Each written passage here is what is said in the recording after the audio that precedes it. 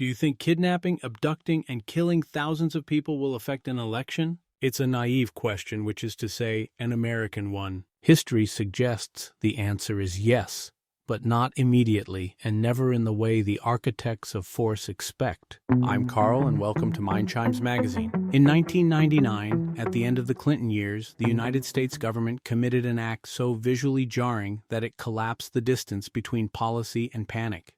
A 6-year-old boy, Elián González, was taken at gunpoint from his relative's home in Miami. His crime was survival. His punishment was a spectacle. As he screamed, "Help me! Help me!" masked federal agents burst through a door, seized a child, and disappeared him into a waiting vehicle. Pepper spray held the public back. The cameras rolled. The Constitution, for a moment, felt like a stage prop. Alan Diaz's photograph did what words could not. It translated state power into something primitive and frightening, less law than lunge, less order than force. The Democratic Party would spend years pretending this image didn't matter.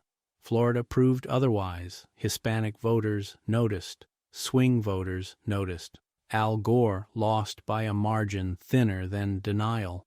History moved on, but the image stayed. This was a one-off moment immigration event that cost the Democratic Party for the next 25 years. A don't believe your lying eyes kinda of moment.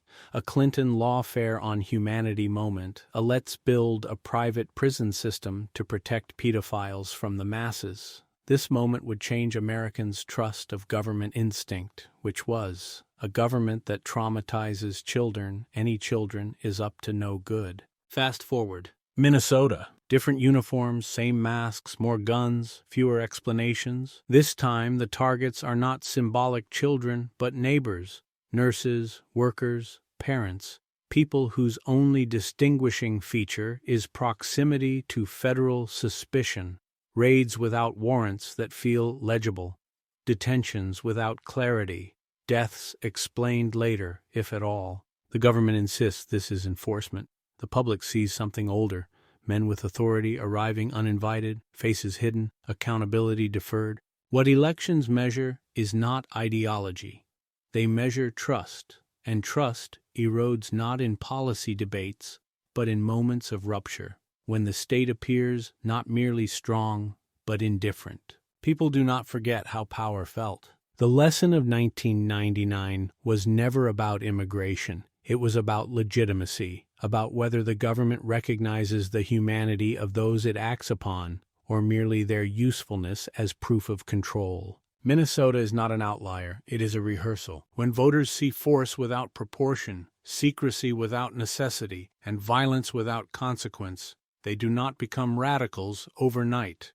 They become quiet, skeptical, unmoored, and eventually disloyal. Elections are decided not by platforms, but by moments when citizens ask a private question. If they can do this to them, what stops them from doing it to me? That question hums beneath every siren. It echoes longer than any press conference. It votes. History sends America hope for a political seismic shift that could last 25 years or more. The cabal in power now has no sense of the people's history and only thinks of power itself. When power goes insane, like it did in 1999 under a president with a dubious track record, a single incident that shocked a nation, the blowback was harsh.